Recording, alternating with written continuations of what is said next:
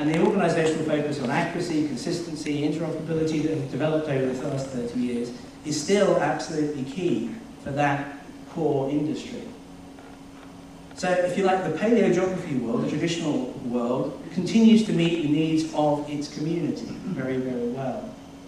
But I guess what I'm recognising today, and what we need to think about a bit more, is there is now a new community that have different needs and different requirements and operate in different ways. And there is an interface between those two communities, and that interface we need to be careful of and manage and understand the perceptions from either side. And I've been now in both those places and can see the views from both sides. Because actually, there is an amount of environmental change happening. We need to recognise that.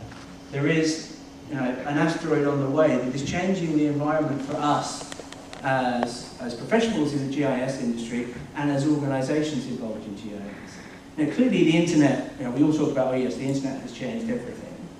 But I think we still haven't completely come to terms with how much the internet has changed everything. And I'll show you a slide a little bit later on that will get you thinking back a little bit, maybe just a few years, just how much change has happened in the past couple of years that's been driven by the internet and technology change. There's now widespread capability to position yourselves, be it just using cell ID on a mobile phone or the fact that your mobile phone's got a GPS. In the next year or two, we will all be wandering around with devices that know pretty much where they are and can be used by services that offer details and products specific to our location. LBS really is now coming. Mobile computing, probably as a term, mobile computing will disappear because actually most of our computing we do will be mobile. There are now more mobile phones connected to the internet than there are laptops and PCs. That's an extraordinary thing to think about. There are more potential users out there with mobile phones than PCs and laptops being able to access geographic information. We need to think about how we offer data to those. And the biggest thing that's probably changed is users' expectations have changed. And you need to adopt and adapt to survive the fact that the environment is changing around us. And to give you some idea of how much the environment has changed, if you just look at technology change, here's a view of where we are in terms of the technology of today.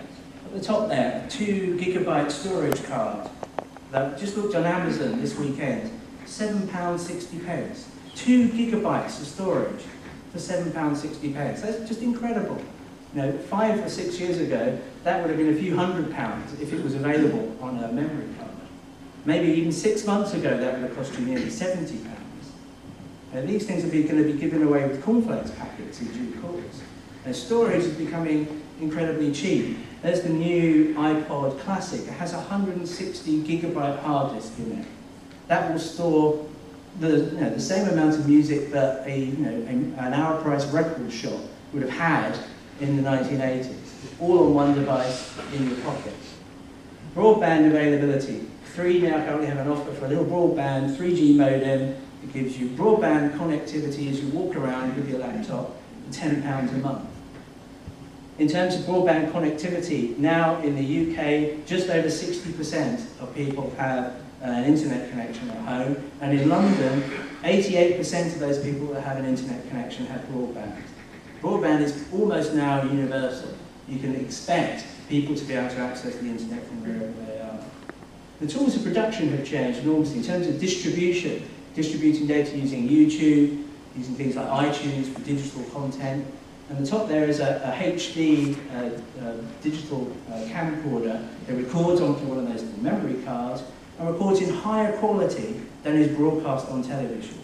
And that's something that you can have at home and be creating your own home videos on with higher quality than the BBC use.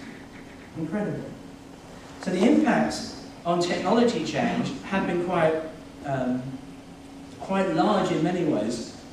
But I think we're only still coming to terms with what the internet has done.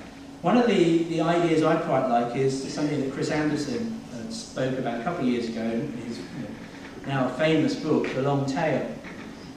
And the basic principle here is that the long tail is talking about the ability now to distribute very, very cheaply media and products that previously were just uneconomic. You can do that now because technology has changed. It's now possible to, say, produce a short-run book on orchids that may only have a potential world market of a few thousand people. But because it's cheap to produce using online tools and very cheap to distribute, again using the internet, that's now a commercially viable activity. And what I've done is kind of hijack that idea of the long tail and look at it from a perspective of geographic information. And here's the geographic, or the geospatial long tail. And here what you're looking at is, across the x-axis at the bottom, the number of specific data sets, and up the y-axis perhaps the complexity. So over one side, you see the corporate GIS data that exists, the stuff that we are familiar with and we know about. It tends to be relatively few in terms of the number of data sets, but quite complex, quite sophisticated, quite difficult to manage, but often hidden, not available to people. At the other end, down to the long tail end in the yellow, there we see the potential for individuals and small communities of users to create their own data.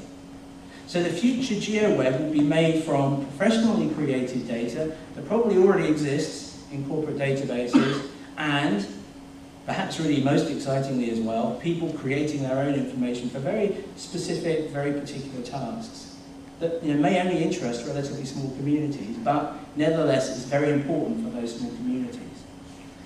And what's, I think, quite interesting is what's available now on the internet is probably only that very thin blue line. So there's a lot that exists in corporate databases that we don't get access to at the moment through technical reasons or licensing issues, and there's a whole huge amount of data that potentially can be created. So part of what we see our mission at Google doing is providing tools that attack both ends of that tail. To create tools that allow you to search and publish corporate GIS data, and to create tools that allow you to create and share the information that you want to produce. So democratize information at one end, create tools that will allow you to access the information that already exists somewhere else. And the tools that we've done to do that are Maps, Google Earth, SketchUp and Google Maps Mobile. I'm not going to talk in any detail about those today. You know them well, probably. You can find out well. Just Google them. But part of the, one of the changes is it's now quite possible and feasible to use our technology and the tools that we or Microsoft or Yahoo have developed to very quickly publish information that exists in your corporate databases. And here's a nice example. This is from the Scottish Roadworks Register. It's accessing a corporate GIS database, pulling out information about roadworks and their severity, and putting it on top of a Google Maps interface. So this has the advantage of using the existing infrastructure, accessing one of those corporate databases, but using a very intuitive, very popular publishing tool to make this information widely available to people, and to do it very quickly.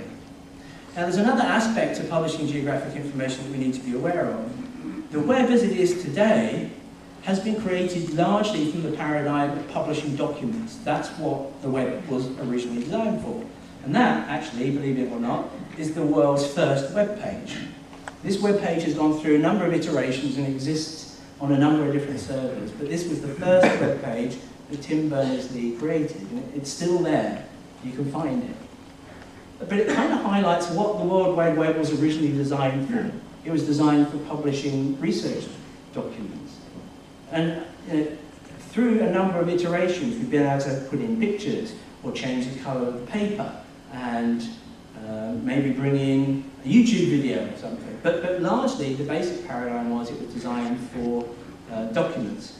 And that means it's very good for document layout, very good for linking between different documents or different sections of documents, but semantically, as we all know, it's very weak. A browser looking at an HTML page doesn't recognize the content, doesn't recognize the fact that that part is an address or this part is a train timetable. Semantic richness isn't there.